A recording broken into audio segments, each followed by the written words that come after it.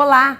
Hoje apresentamos o Vitalidade Especial Mostratec 2019, considerada a maior feira do gênero na América Latina e a segunda maior do mundo. A 34ª Mostra Internacional de Ciência e Tecnologia foi realizada nos pavilhões da FENAC no mês de outubro. O evento teve representantes de todos os estados brasileiros e de outros 20 países do mundo. Nesse primeiro bloco, trouxemos entrevistas com as pesquisas energia solar, uma alternativa sustentável, plástico biodegradável a partir do albedo da laranja e caracterização do secretoma de adenocarcinoma pancreático associados à caquexia severa. Vamos conferir?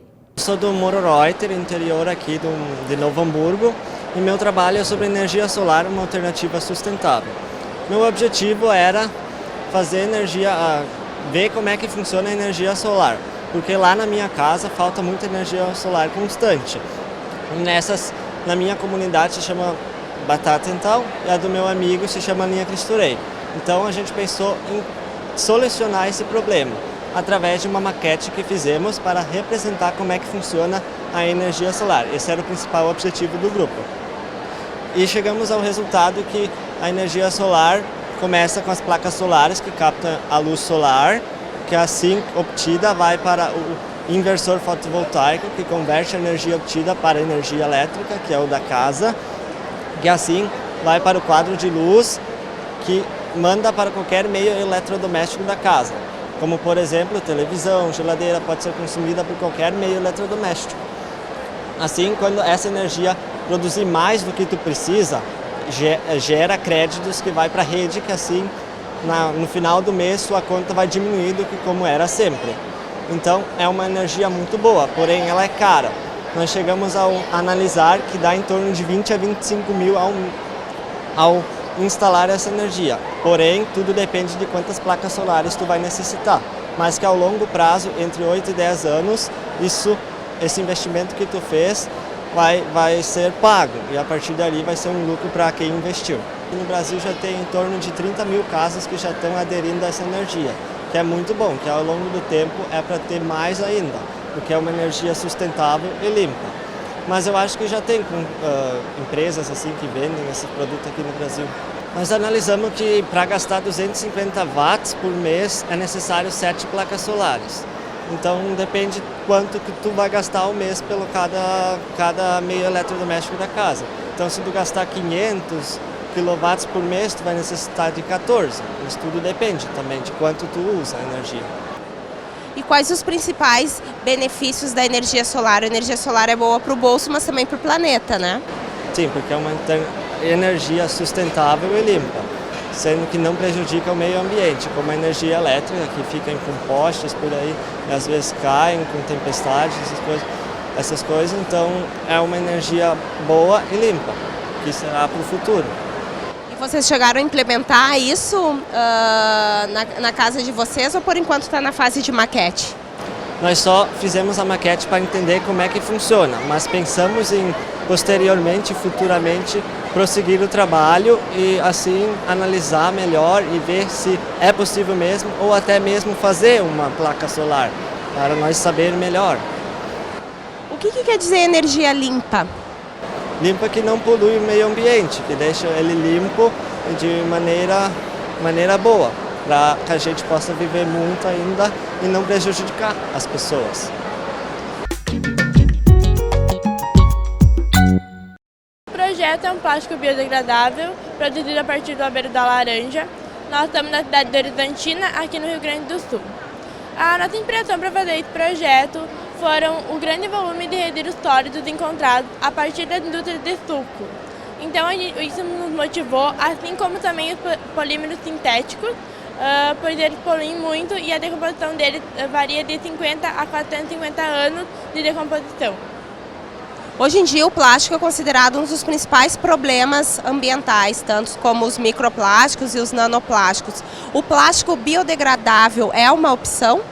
Sim, até porque o plástico biodegradável ele não prejudicaria a vida marinha, porque um dos maiores problemas atualmente dos polímeros sintéticos é no mar, que eles acabam sendo soltos e matando muitos animais marinhos.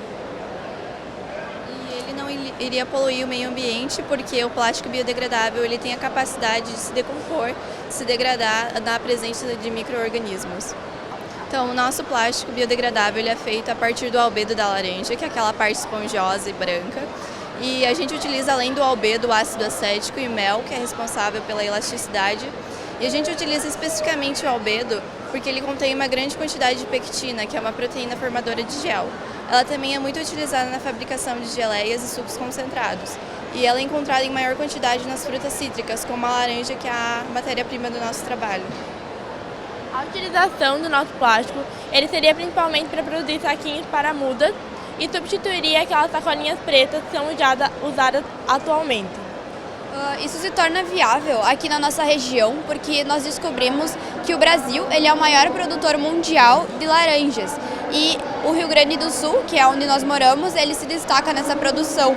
E como a produção de laranja de suco de laranja acaba gerando muitos resíduos, a gente utilizaria esses resíduos, como eles acarretam em muitos problemas no transporte e armazenamento pelo fato de conter muito líquido, nós utilizaríamos ele então para a produção do plástico.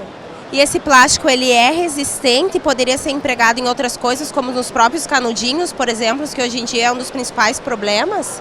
O nosso plástico ele ainda não é resistente à água, por isso que nós vamos fazer vários testes laboratoriais e outros testes de resistência e tração, mas a nossa ideia é fazer sacolinhas plásticas para o supermercado.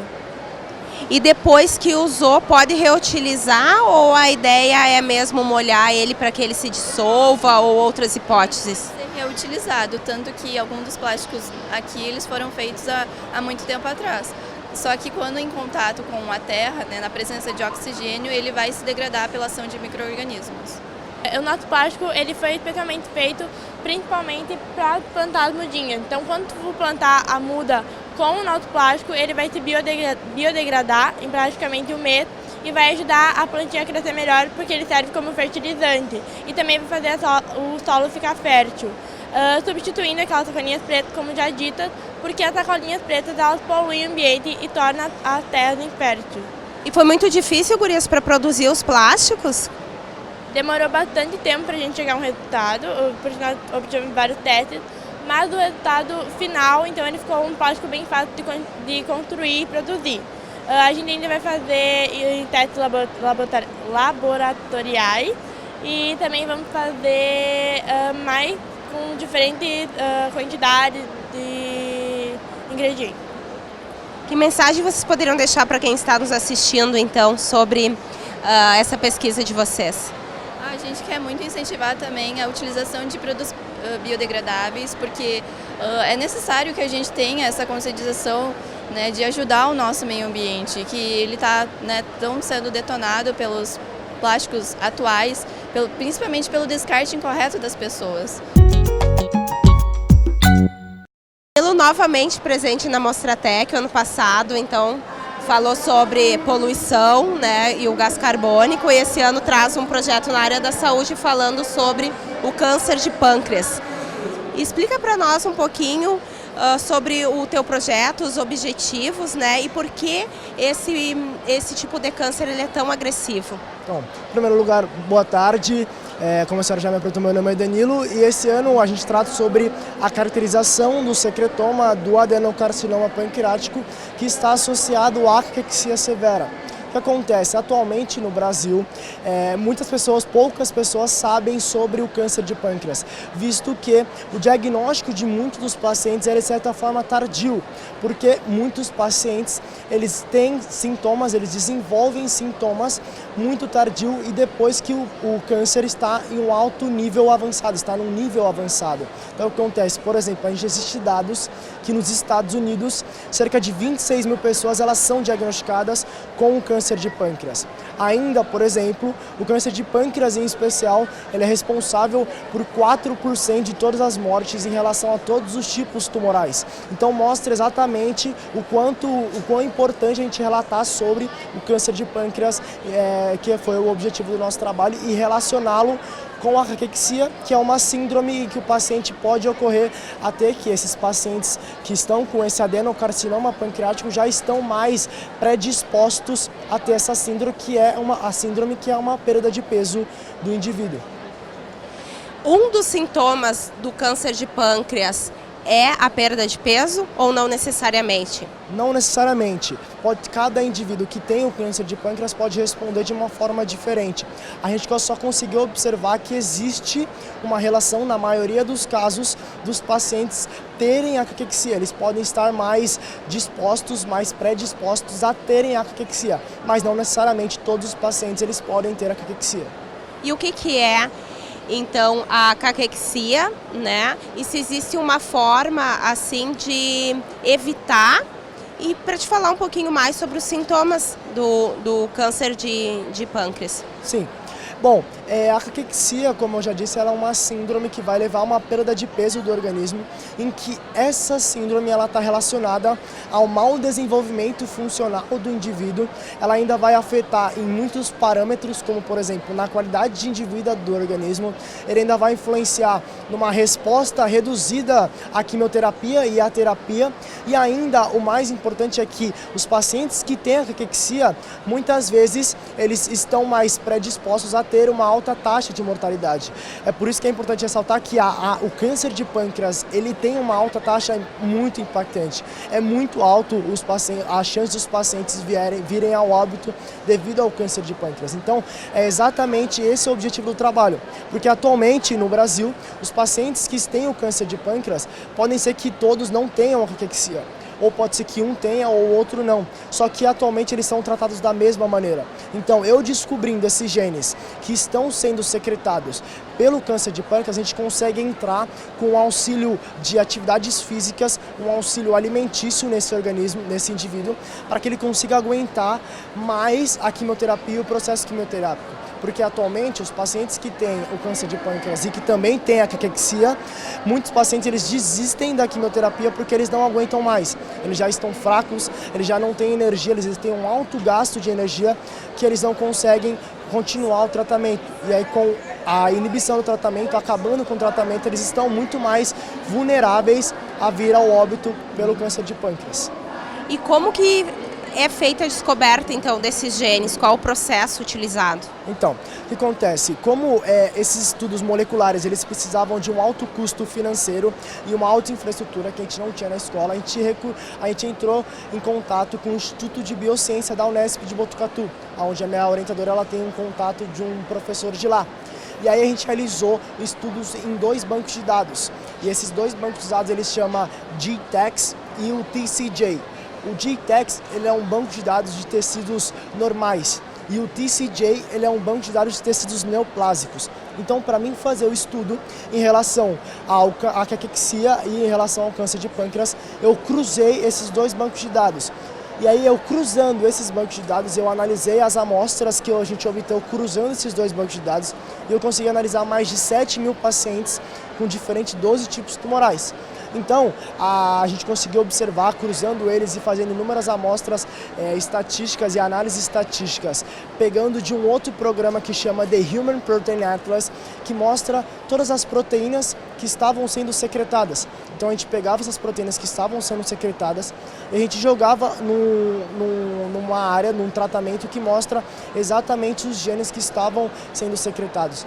Então eu analisando estatisticamente e eu fazendo esses dados moleculares, eu consegui chegar exatamente nos genes que estavam sendo secretados pelo adenocarcinoma pancreático. E a partir dessa informação é possível, então, fazer todo o direcionamento de atividade, suplementação alimentar que você tinha falado anteriormente. Exatamente. A gente descobrindo os genes que estavam sendo nos nossos resultados, a gente sabe em exato quais eram os genes, coisa que antes não existia, porque se você olhar em análises literárias, não existe nenhum estudo que mostra exatamente quais são os genes que estão sendo secretados. De fato, existe a relação da caquexia com o câncer de pâncreas, mas não quais são os genes específicos que estão sendo secretados. Então, com esse estudo, sim, a gente pode ter um avanço em relação a essa análise. E que estimativa tu faz, assim, como essa tua pesquisa pode contribuir, então, para a saúde das pessoas, né, e até para a medicina? Sim, Eu acredito, eu espero, na verdade, que isso consiga chegar em um âmbito nacional e até um âmbito internacional, porque, como eu disse, atualmente a quimioterapia, a terapia é uma coisa, de certa forma, comum entre as pessoas e que muitas vezes elas não têm uma noção do que se trata em especial. Agora, a gente trazendo os genes que estavam sendo secretados, a gente pode trazer uma diferenciação e uma separação dos pacientes que estão tendo a caquexia e ajudando assim para que eles venham a ter uma sobrevivência e uma taxa de mortalidade cada vez menor. E um recado geral, então, para quem está assistindo em termos de conscientização, né, e da importância do diagnóstico precoce do câncer de pâncreas, como as pessoas poderiam, que tipo de exame, como fazer para prevenir. Exato, a gente sempre tem que ficar esperto em relação ao câncer de pâncreas, porque, como eu já disse, ele tem um diagnóstico muito tardio, então sempre realize exames anuais ou exames mensais para que a gente consiga analisar exatamente exames de sangue, exames como, por exemplo, para analisar exatamente o câncer, o pâncreas, o órgão pâncreas, né, a glândula do pâncreas, para que a gente sempre tenha um acompanhamento para que, se você possa gerar um câncer de pâncreas, que seja o mais cedo possível, que aí as taxas de sobrevivência cada vez maior. O Vitalidade Especial Mostratec 2019 vai para um breve intervalo e voltamos já. Fique conosco para conhecer importantes projetos apresentados durante a feira.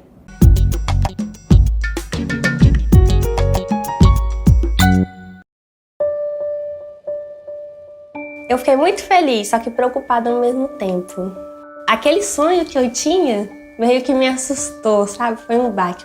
Para mim foi tranquilo saber que eu ia ser pai. Meu nome é Tainara, tenho 22 anos e estou gestante de 29 semanas. A gestante, ela tem direito a fazer o pré-natal, no mínimo 9 consultas.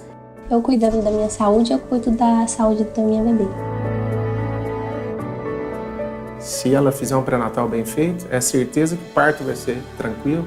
Uma alegria imensa, é muito bom, uma sensação maravilhosa, muito bom, muito bom. Um momento único, com muita saúde, alegria e muito amor.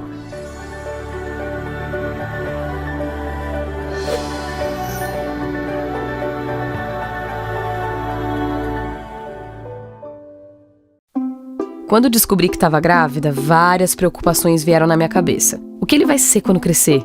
Será que vai nascer com saúde? Por isso, a primeira coisa que fizemos foi o teste de sífilis no pré-natal. Quanto mais cedo a gente descobrir, melhor para tratar. Assim, a gente não só cuida da nossa saúde, mas também impede que a doença seja transmitida para o nosso bebê. Faça o teste de sífilis, proteja o seu futuro e do seu filho. Ministério da Saúde, Governo Federal.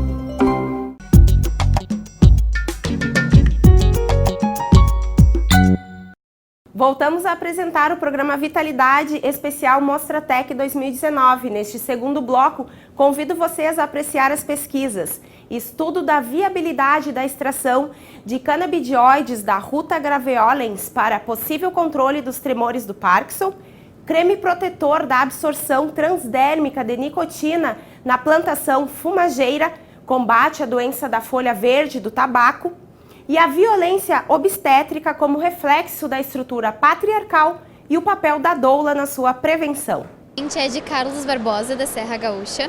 A gente estuda na Escola Estadual de Ensino Médio Elisa Tramontina e a gente está cursando o 2º ano do ensino médio. O nosso trabalho consiste em... A gente estava procurando mais ou menos inspirações para o nosso projeto e a Sabrina encontrou um vídeo de um moço que toma um extrato da cannabis sativa. Esse extrato contém canabidioides. Esses canabidioides são uma substância muito importante e que se ligam com receptores do nosso cérebro, o receptor CB1 e o receptor CB2. A gente pensou, mas será que não dá para fazer um remédio com alguma outra planta que não seja uma parecida com a cannabis? Como a cannabis sativa ela é proibida aqui no Brasil, tanto para cultivo quanto para experiências sem o aval do governo, a gente procurou outra planta que possuísse a mesma propriedade da cannabis e que se ligasse com os receptores que eu contei antes, o CB1 e o CB2. Depois de muito estudo, a gente achou um artigo que explicava que a ruta graveolens, que todo mundo conhece, pelo menos na nossa cidade, né, é bem famosa, ela se liga com o receptor CB2 no nosso cérebro. Então a gente pensou, talvez por ela se ligar com o receptor CB2 do mesmo jeito que o canabidiol da cannabis se liga, ela tenha esses canabidioides. Foi então que nós fomos para o laboratório e nós começamos a fazer experiências. A gente pegou a arruda com o pessoal que tinha lá na nossa cidade, todo mundo tinha um pezinho no quintal e a gente foi pedindo, batendo de porta em porta para conseguir um pouco do material. A gente foi para o laboratório e nós começamos a desenvolver toda a nossa parte da metodologia, né, do trabalho. A gente começou queimando as folhas para extrair um composto que talvez fosse tóxico, chamado CBDA, para garantir que no final a gente ia conseguir algo que talvez no futuro possa ser usado para a fabricação de um remédio. Porque afinal das contas o pessoal que tem Parkinson sofre muito com a doença, né? A gente consegue ver, a Sabrina depois explica, que os tremores eles dificultam muito a vida de quem tem essa doença e assim os remédios ou eles são muito caros ou eles não funcionam do jeito que deveriam e têm efeitos colaterais e às vezes assim tu vai pegar a indicação de alguém que já sofreu da doença e que sofre hoje em dia e daí a pessoa vai dizer, usa tal remédio que eu usei e deu certo e não vai funcionar. Depende muito de paciente para paciente e assim, às vezes as pessoas podem estar no mesmo estágio da doença que o remédio não vai funcionar de qualquer jeito. Daí a gente foi para o laboratório, queimou para tirar o CBDA, depois nós misturamos as nossas arrudas com um solvente para que a gente pudesse dissolver. Depois de dissolvido, a gente extraiu o solvente, né? Porque o solvente é um material tóxico. E no final a gente fica com um extrato e a gente queria testar para ver se os canabidioides estavam aqui mesmo, porque a gente só tinha uma hipótese do que a gente poderia talvez achar o canabidiol. Foi aí que nós fizemos vários testes, inclusive 2 que a gente trouxe. Esse aqui do reagente de Keller-Kiliani e este do reagente de Wagner. Esse do reagente de Wagner dá positivo para uma coloração laranja e esse dá positivo para uma coloração castanha avermelhada. Já faz algum tempo que a gente fez os testes, então eles perderam a sua coloração original, mas no dia foi muito bom, a gente conseguiu ver mesmo que deu certo. Só que esses testes são bons, mas eles podem identificar tanto a substância que a gente queria, o canabidiol, quanto algumas outras substâncias da mesma família. Então ele não era 100%. Por isso que a gente acabou fazendo um último teste bem mais decisivo, chamado teste de Duquesnoy-Zevine. Esse teste ele é usado pela Polícia Federal na guerra contra o tráfico de drogas, tanto que é ilegal comprar ele pronto. A gente encomendou os materiais necessários e montou ele no laboratório da escola. Depois que a gente testou com as amostras, a gente realmente conseguiu provar que elas continham esse canabidioide, que nem dá pra ver aqui na foto. Esse teste dá positivo para anéis azuis violáceos e como dá pra ver, realmente a gente conseguiu mostrar o anel.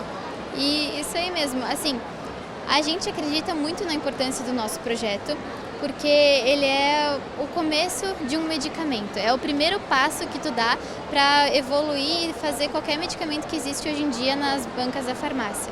Assim como nós temos os avós que têm a doença de Parkinson, a gente realmente queria trabalhar nesse assunto. E falando um pouquinho mais sobre então a doença de Parkinson, como vocês acham que essa substância que vocês conseguiram, né, chegar até ela a partir de uma planta alternativa da arruda, né? Como ela pode servir então no futuro para trazer mais qualidade de vida? O Parkinson ele atua no cérebro destruindo as células que produzem a dopamina. Sem a dopamina, os teus neurônios eles não têm a comunicação correta, então eles não conseguem se comunicar com o resto do teu corpo. Esse remédio, que foi extraído, o canabidiol, ele age como um neuroprotetor, então ele protegeria essas células de perderem a dopamina e o teu cérebro conseguiria se comunicar melhor com o teu organismo. O canabidiol, ele é muito estudado, ele é um tema que está bastante em alta e a gente encontra, assim, sobre o canabidiol da cannabis, a gente encontra vários estudos dizendo que ele pode ser usado para convulsões, para epilepsia, inclusive para o do Parkinson, porque ele atua no cérebro, né? Só que a gente realmente não tem como testar os efeitos dele no corpo humano, porque a gente precisaria passar por várias etapas. A gente precisaria testar em ratos, depois coelhos, depois pessoas voluntárias e, por último, as pessoas que sofrem da doença de Parkinson. A gente queria muito poder usar agora e salvar, ajudar, né? Quem a gente gosta. Eu tenho a minha avó que está no estágio inicial da doença e a Sabrina tem a avó dela que já está no 4º estágio, que está muito mal. Assim, se a gente pudesse, a gente dava agora mesmo para elas, mas a gente tem que se certificar de que o extrato está consumível e de que ele não vai fazer mal para ninguém. Mas assim, ele tem o canabidiol, que é um remédio que futuramente pode sim ser usado para tratar essas doenças. Eu sou a Franciele, essa é a Júlia e nós somos da Fundação Liberato. A gente faz técnico em Química e a gente executou um projeto que se chama Protege. A gente fez um creme protetor da absorção transdérmica de nicotina na plantação fumageira para combater a doença da folha verde do tabaco. Então, a fumicultura ela é muito importante aqui para o nosso Brasil, já que o Brasil ele é o segundo maior produtor do mundo e o líder em exportação. E o Rio Grande do Sul é o principal produtor do Brasil, então é realmente aqui no Sul onde tudo acontece e onde move a nossa economia. Os agricultores, quando eles plantam esse tabaco, eles são intoxicados pela nicotina, que entra pela pele junto com a água e causa doença. Essa doença ela realmente derruba o fumicultor e ele acaba ficando alguns dias de cama sem poder executar suas atividades comuns. Para trazer uma alternativa a esse fumicultor, a gente trouxe um creme protetor, pois atualmente a única maneira que ele tem para se proteger é a utilização dessas roupas plásticas, só que o principal problema é que a colheita do fumo, e onde é o momento que eles mais entram em contato com as folhas, acontece no verão. Então a utilização dessas roupas acaba sendo um desconforto muito grande para o fumicultor, além de ter um custo elevado, porque essa roupa ela possui mais ou menos R$50, então, e uma durabilidade de 10 ciclos de lavagem. Então ela acaba sendo descartável e possui também um custo elevado. E aí para isso a gente desenvolveu um creme, que aí ele impermeabiliza a pele da absorção de nicotina. Ele também tem um custo mais barato do que essa roupa, ele possui duas versões, um sem fator de proteção solar e um com fator de proteção solar.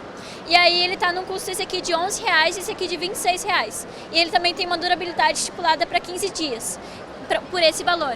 E aí a gente conseguiu trazer uma nova alternativa ao fumicultor, pois hoje ele tem duas opções, ou ele se intoxica com a doença, ou ele se protege utilizando essa roupa que é extremamente quente e desconfortável para ele. Aí agora com o nosso projeto a gente está inserindo uma nova forma de proteção para o fumicultor, que é a utilização de um creme.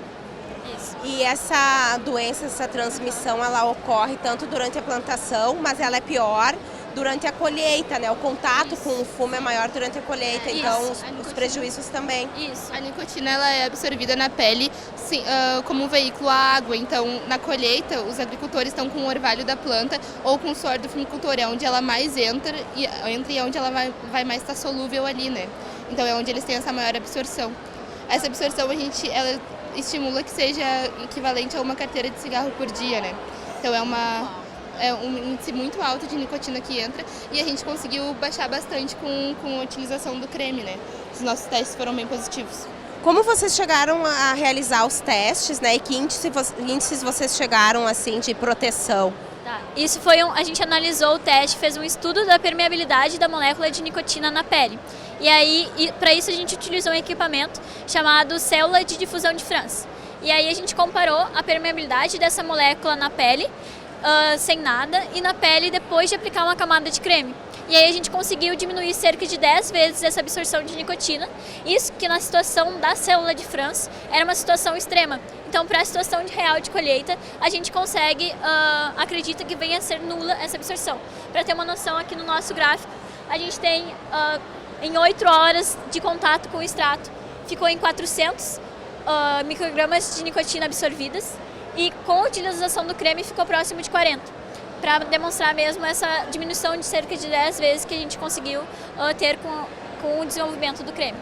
Vocês chegaram então a fazer um teste com os agricultores? Não, o teste com agricultores para a etapa de nível técnico, que é o que a gente está agora, ainda não é possível.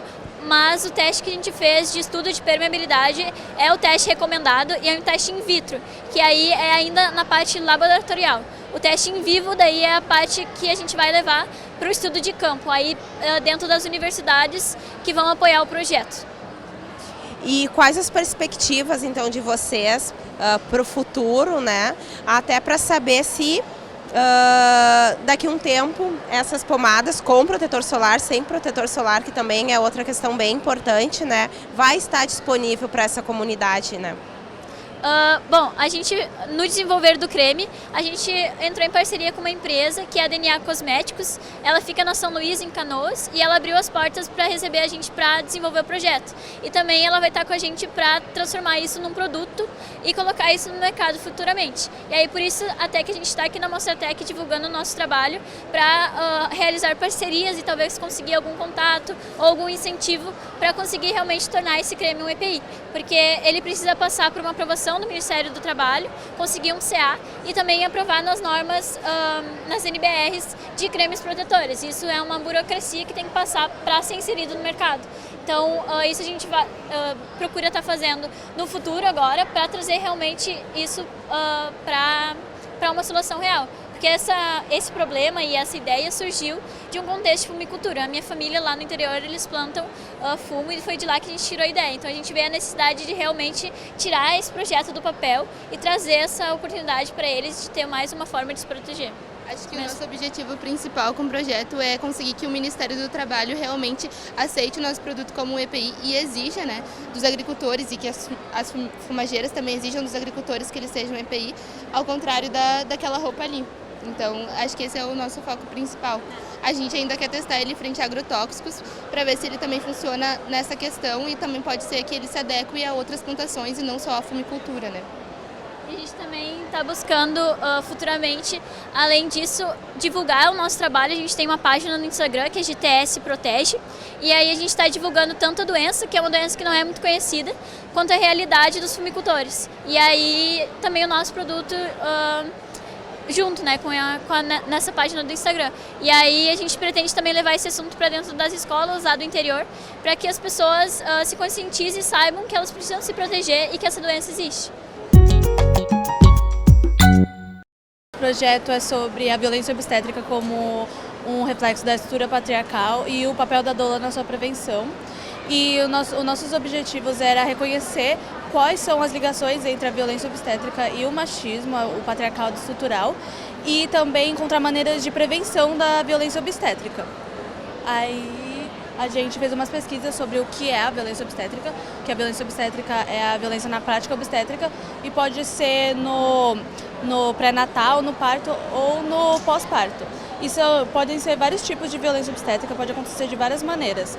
Como a mulher pode saber se ela está sendo vítima ou se ela foi vítima, por exemplo, de algum tipo de violência obstétrica? Para saber sobre violência obstétrica, a gente coloca alguns tipos de violência, tipo... Existem diversos sites, tem a CPMI também, que fala sobre isso, e diversos documentários, e também a gente usou no nosso trabalho, existem diversos grupos do Facebook que são muito mais acessíveis para as mulheres, pela internet também, você consegue saber bastante como a gente aplicou o nosso questionário, a gente aplicou num grupo do Facebook, o Parto Natural, que elas falam exatamente sobre isso, relatos de como o que aconteceu no parto delas, e citam um pouco sobre violência obstétrica. E que pode ser caracterizado como violência obstétrica? Que tipo de ações que o médico, a equipe hospitalar ou enfermeiro pode fazer que se caracterize como violência obstétrica? Então, a violência obstétrica ela é dividida, que a gente chama de 3 tipos de violência obstétrica. Tem a violência obstétrica psíquica ou psicológica, que é o tratamento grosseiro e desumano por parte da equipe médica com a parturiente, que pode ser xingar ou falar qualquer coisa durante o parto, ou pré-parto ou pós-parto. E também tem a violência obstétrica sexual, pode ser qualquer coisa, qualquer procedimento que vai incidir na vida sexual da mulher depois do parto. E a violência obstétrica física, que são procedimentos que não são realmente necessários ou que a mulher não quer fazer e que não vai realmente ajudar no parto. A relação entre a cesariana é que ela é muito mais lucrativa para os hospitais, ela é muito mais prática para o médico para fazer, dura muito menos tempo. Então é mais vantajoso para os hospitais fazer uma cesariana, por isso que às vezes cria esse mito de que é necessário uma cesariana, quando na real não é necessário. Por isso que muitas são feitas cesarianas que não precisavam, desnecessárias, porque o hospital quer ganhar mais, porque ele quer mais lucro. Mas a cesariana ela só foi criada para salvar vidas, em casos em que realmente a vida do bebê ou da mãe está em risco. A gente fez um método de prevenção, tanto para as escolas, porque a gente acha que para a formação dos alunos eles têm que desde o começo estudar sobre o que é a violência obstétrica, por isso que a gente fez o nosso folder. que ele explica o que é a violência obstétrica e mostra que, de fato, ela tem que ser estudada para que ocorra a prevenção da violência obstétrica. E esse é um assunto para a família toda, não só para a gestante, né? Sim. Por isso que a gente também trabalha, quando a gente aplicou os questionários nas escolas, a gente aplicou tanto para os meninos quanto para meninas do ensino médio, porque apesar de os meninos não terem a gestação e parto, eles também podem estar lá como médico que pode fazer a violência obstétrica, que é o que a gente não quer, ou eles podem estar lá como pai da criança que vai nascer e que vai falar, não quero que minha filha ou meu filho sofram violência obstétrica, ou a minha esposa ou a minha companheira. Segundo a Organização Mundial da Saúde, 1 em cada 4 mulheres sofrem a violência obstétrica nos seus partos. A gente também tem os dados das cesarianas. Acho que é 55% dos partos são cesarianas no Brasil atualmente, mas a Organização Mundial da Saúde ela recomenda só 15%. Então, isso que a gente conecta também com as cesarianas que muitas vezes são desnecessárias, entendeu? Tipo, que não é nenhuma vontade da mãe, nem uma necessidade, só porque o médico acha que lhe convém a cesárea, né? E nesse sentido, o trabalho realizado pela doula pode trazer mais confiança para a mãe para que ela acabe, né, optando então pelo parto normal. Sim, também a doula ela vai trazer todo tipo de informação para ela, então a mulher ela vai estar consciente dos direitos dela e da violência que ela pode sofrer, e também ela pode até optar por fazer um parto humanizado, que é um parto que ele tem todo um apoio para a mãe e para o bebê, para eles terem um parto saudável e tranquilo e sem esse tipo de violência. E tem alguma forma, por exemplo, se a mulher sofreu violência obstétrica para poder denunciar? A gente fala no nosso folder também, embora a gente queira prevenir a violência obstétrica, também sempre tem que ser denunciada a violência obstétrica para ela cada vez ser mais falada, porque é muito raro a gente ouvir falar sobre violência obstétrica. Então existe várias, você pode ligar no 80 também, ele faz exatamente sobre isso, ou no 136, que é sobre a violência contra a mulher já, então seria mais para denunciar. A capa do nosso trabalho que a gente fez todas elas, né? Aí na primeira parte a gente explica um pouco sobre a violência obstétrica e fala sobre os tipos da violência obstétrica aqui também. Aí a gente também aqui, nessa parte do meio, a gente fala um pouco sobre a trajetória do parto para a gente relacionar um pouco sobre o patriarcado e a violência obstétrica. E aqui é a forma de prevenção. A gente coloca aqui primeiro a informação, porque é importante você ter informação sobre o que é violência obstétrica, principalmente, e sobre o seu plano de parto, etc. E as saídas como a doula e o parto humanizado. Aí, na parte de trás aqui, a gente coloca um saiba mais sobre a violência obstétrica, através de documentários e coisas através da internet. E o denuncie também, para que as pessoas tenham acesso e denunciem também para ser cada vez mais falado. Aqui nessa parte de baixo a gente também colocou um quadrinho falando sobre os mitos do parto. Alguns dos mitos do parto é, por exemplo, o parto normal ele alarga a vagina e ela não volta ao normal. A vagina ela volta sim ao normal, tá, ao seu tamanho normal. E que, por exemplo, o parto domiciliar traz mais risco à saúde do bebê, é um mito. E todos esses partos, esses mitos, eles podem gerar a violência obstétrica. Por falta de informação, as mulheres acreditam sem dúvida no que qualquer pessoa fala e pode gerar a violência obstétrica. A gente queria recomendar a todo mundo, tanto mulheres quanto homens, a ver mais um pouco sobre o assunto, porque ele realmente interfere na vida de cada um. Muitas mulheres saem traumatizadas dos seus partos diante tanta violência que elas sofreram. Então é um assunto que ele tem que ser muito falado, porque ele é um tipo de violência contra a mulher e é a forma como nascemos. Então é muito importante que ela seja bem carinhosa e sem nenhum tipo de violência. O Vitalidade Especial Mostratec 2019 se encerra aqui. O programa será reprisado pela TV Câmara, canal 16 da NET. Essa e outras edições podem ser conferidas no nosso canal youtube.com/TV Câmara NH. Muito obrigada pela sua audiência e até breve.